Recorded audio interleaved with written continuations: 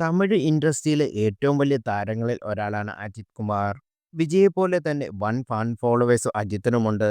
ഏറെക്കാലത്തിന് ശേഷം തമിഴ്നാട്ടിൽ അജിത്ത് ഇരട്ടോപ്പറായ വർഷമായിരുന്നു 2025. താരം നായകനായ ഗുഡ് ബാഡ് അഗ്ലി 175 കോടിയോളമാണ് തമിഴ്നാട്ടിൽ നിന്നും സ്വന്തമാക്കിയിരിക്കുന്നത്. രജനികാന്ത് കൂലിയെ പിന്തള്ളി ഗുഡ് ബാഡ് അഗ്ലി ഒന്നാം സ്ഥാനം നിലനിർത്തിയത്. ഗുഡ് ബാഡ് അഗ്ലിക്ക് ശേഷം അജിത്ത് വീണ്ടും ആദിക് രവിചന്ദ്രനുമായി കൈകോർക്കുന്ന ചിത്രമാകും AK-64 എന്ന സംവിധാനം തന്നെ അറിയിച്ചിരുന്നു. എന്നാൽ ഈ ചിത്രം പ്രതിസന്ധിയിലാണെന്ന പുതിയ റിപ്പോർട്ട്.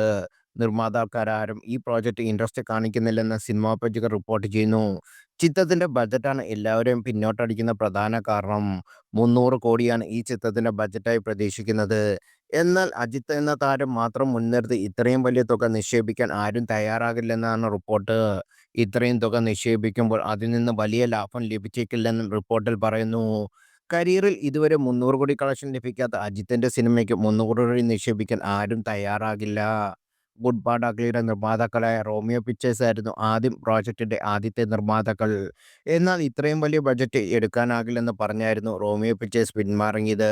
പിന്നാലെ മറ്റ് നിർമ്മാതാക്കൾ എത്തിയെങ്കിലും ബജറ്റാണ് അവിടെയും തടസ്സമാകുന്നത്. ഗുഡ് ബാഡ് അഗ്ലി 275 കോടിയോളം നേടിയെങ്കിലും നിർമ്മാതാക്കൾ പ്രതീക്ഷിച്ച ലാഭം ലഭിച്ചിരുന്നില്ല. 200 കോടിയായിരുന്നു ചിത്രത്തിന്റെ ബജറ്റ്. പ്രീ റിലീസ് ബിസിനസ്സിലൂടെയും കളക്ഷനിലൂടെയും ബജറ്റിനേക്കാൾ വലിയ തുക നിർമ്മാതാക്കൾ തിരികെ ലഭിച്ചു. എന്നാൽ പ്രതീക്ഷിക്കാത്ത ലാഭം ഇതിലും കൂടുതലായിരുന്നു.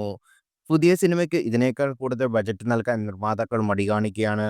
സിനിമയേക്കാൾ തന്റെ ടീമിന് റേസിംഗ് ചാമ്പ്യൻഷിപ്പിലാണ് അജിത്ത് നിലവിൽ പ്രാധാന്യം നൽകുന്നത്.